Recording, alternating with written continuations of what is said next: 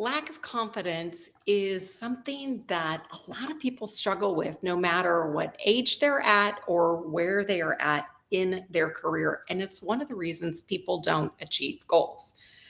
But you've heard that confidence is the key to success in life, but it's something that people struggle with from time to time. So, in this video, I'm going to give you 3 keys to help you unlock unshakable confidence. And by applying these 3 keys, it's going to help you to achieve just about anything you set your mind to. And whether that is going live on video, maybe you know that you need to do it as part of your social media strategy, but you've had a problem putting yourself out there. Or maybe you've got an ideal client that you have been following on social media, or you know that you could help them and you just haven't had the confidence to reach out to have a conversation. Or even if you've been pondering launching an online business, these keys can help you. So if you want access to the show notes, because if you've been on video with me before, you know I cram a lot into a short amount of time. So drop the word confidence in the comments and I will make sure and get you the show notes for this. So with that, my name is Joyce Lehman and I help expert entrepreneurs and coaches to leverage their unique brand and message to stand out online, sell more services, and make a bigger impact without the overwhelm. And for me, when I started thinking about this topic, it hit home because it's funny.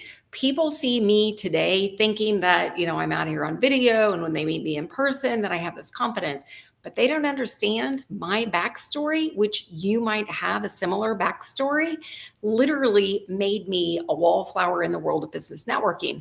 I was bullied in high school, so that didn't help. And then in my late 20s through my early 30s, I was in a verbally abusive relationship for 7 years.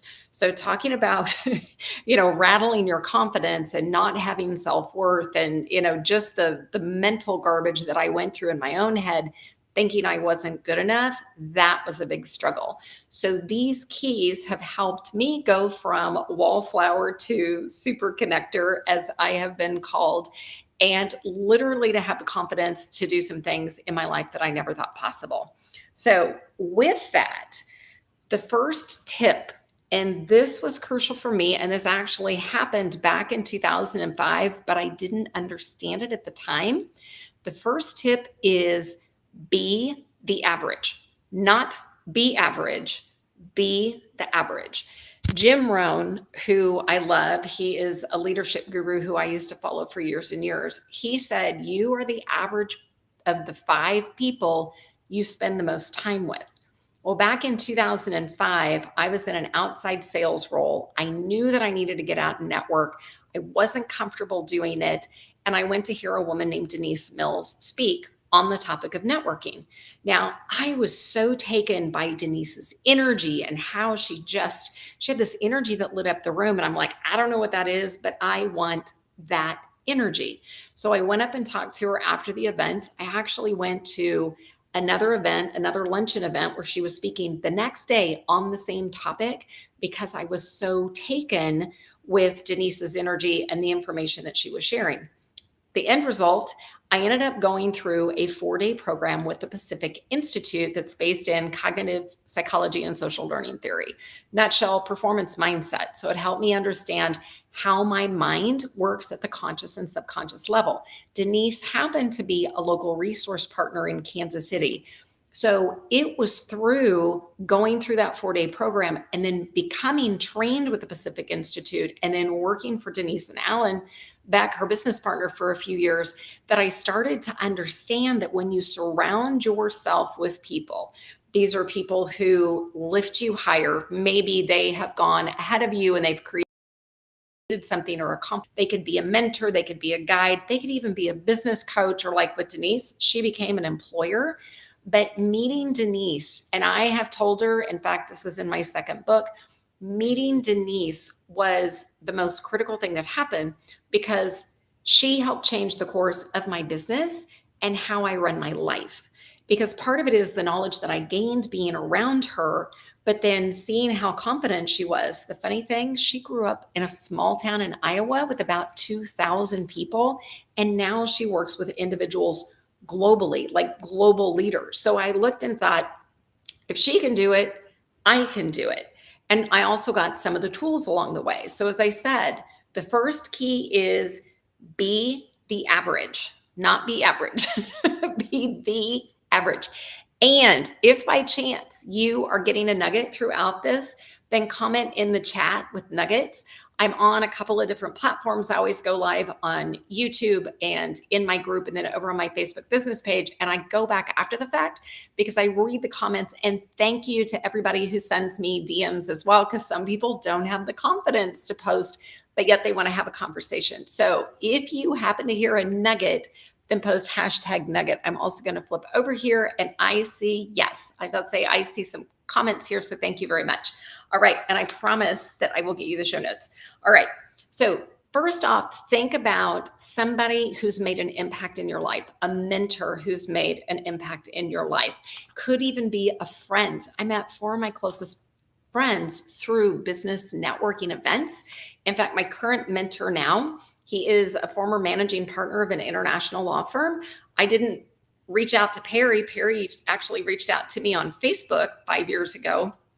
And through that crazy introduction, then he became a mentor of mine. So even though he's an attorney and I'm no longer working with law firms, just being around him. And once again, Perry has that story of grew up with nothing, first kid in his family to go to college. And then you look at the success that he created. So just being around his energy and knowing that when I need my butt kicked, and I'm going to tell you, there are times when I need my butt kicked. So if you can relate to that, let me know.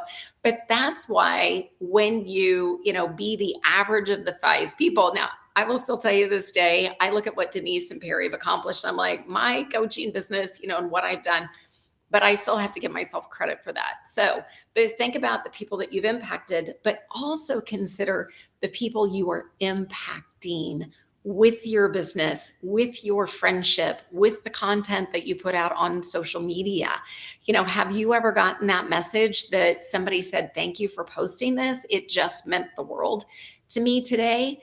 So be the average. And when needed, then sometimes, you got to up your average. I look at the people that I used to be with in my 20s, 30s, and 40s.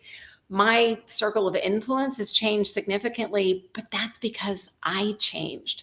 And so I always try to be better. I want to lead by example, but I have some great mentors and coaches who help me to push me to be a better version of myself. So that's number 1. All right. Number 2 is, and I do have notes to keep me on track because I kind of played with the order of this, but number 2 is take imperfect action. Because we know that setting goals is important. You hear that all the time. If you're going to succeed in business, you have to have goals. But there are times when the goal that you set scares you because it's too far outside your comfort zone. And so you get into this procrastination. It's like everything has to be perfect before I make this post, or, my makeup has to be perfect before I go live, or, something like that. In fact, today, as I clicked live, because I use Restream for my streaming, it told me that it had disconnected from the internet and I would have to go live at another time. And I'm like, crap, I'm supposed to be live right now. I have had technical issues, whether it be a stream like this or whether it even be one of my 5-day free workshops that I did. But I've always had that. You got to show up. You're going to have technical issues. You put a smile on your face. You just deal with it and know it's part of the process. But that's why take imperfect action. It doesn't always have to be perfect.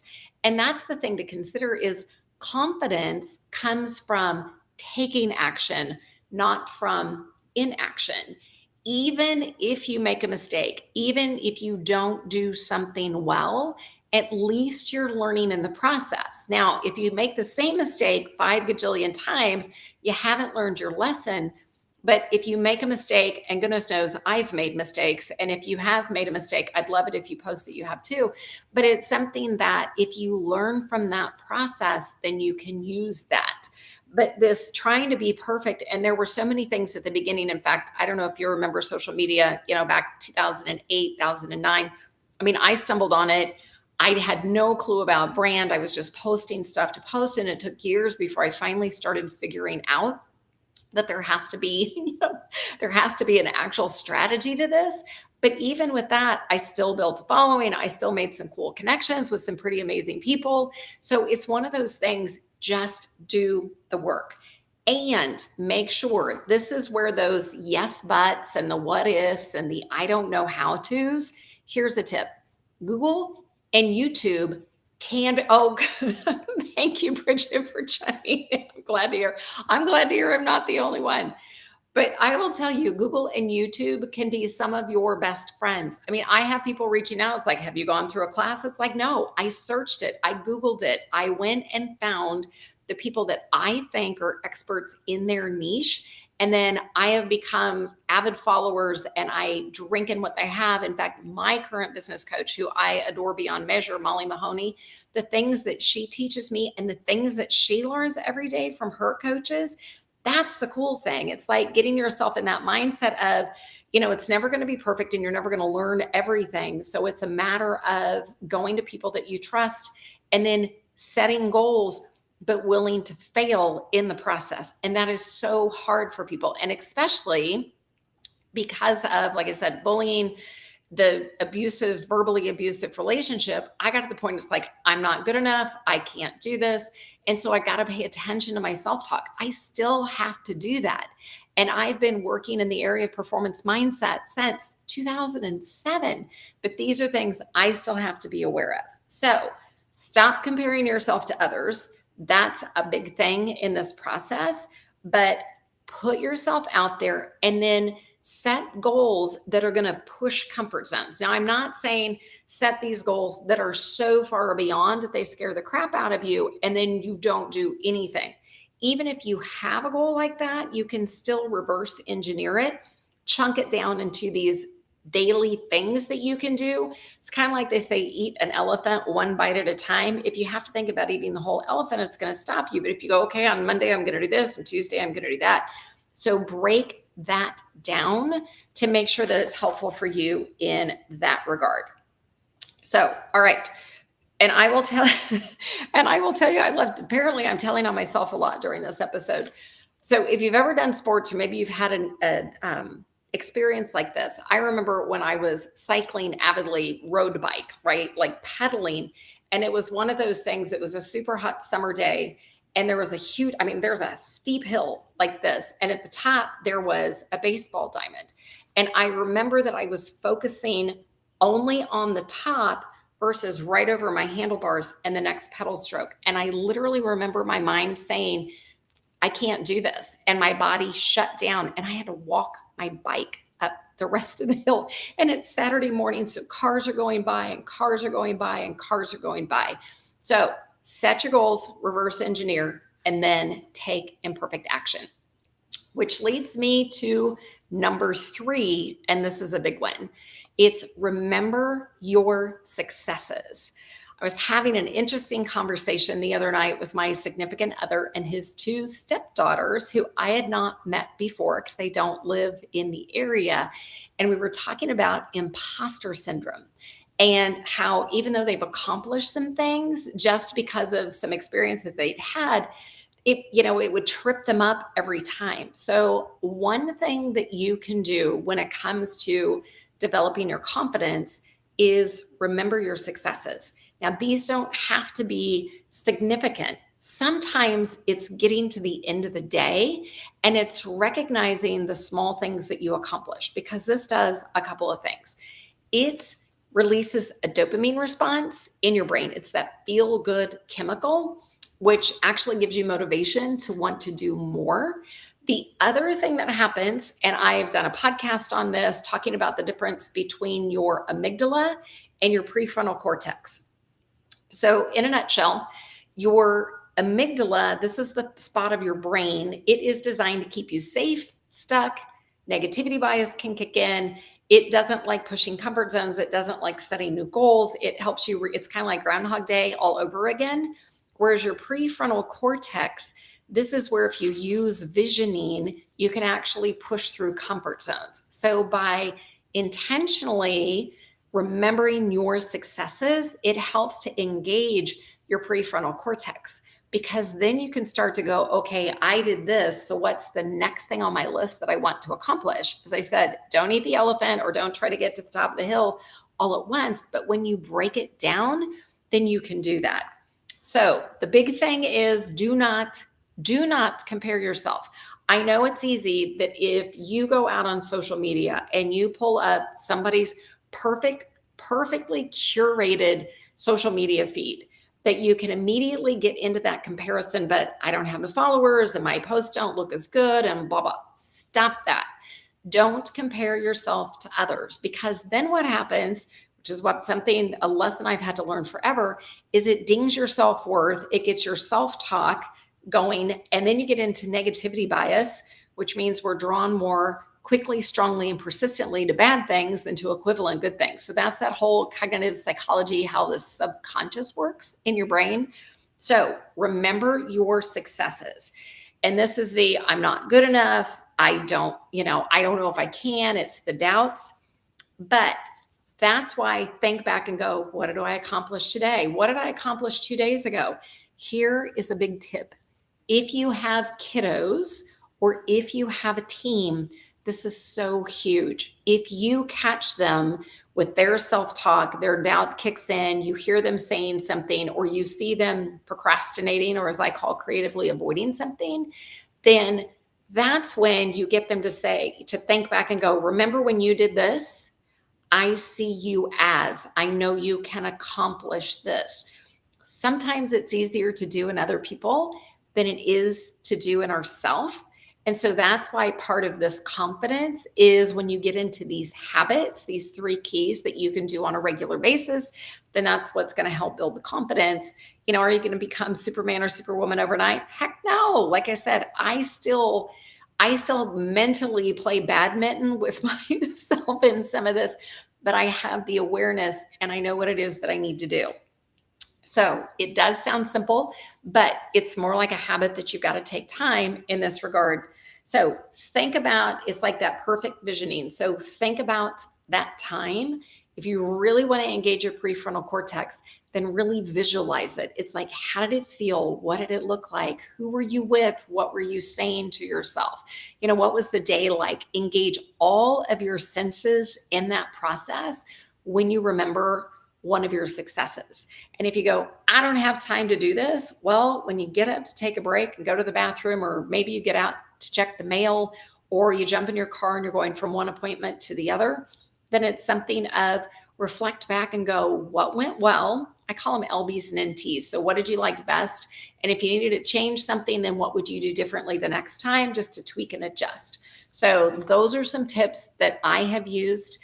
Actually, it was Denise Mills and Alan Beck with the Pacific Accord that I learned literally back in 2005 and started teaching in 2007.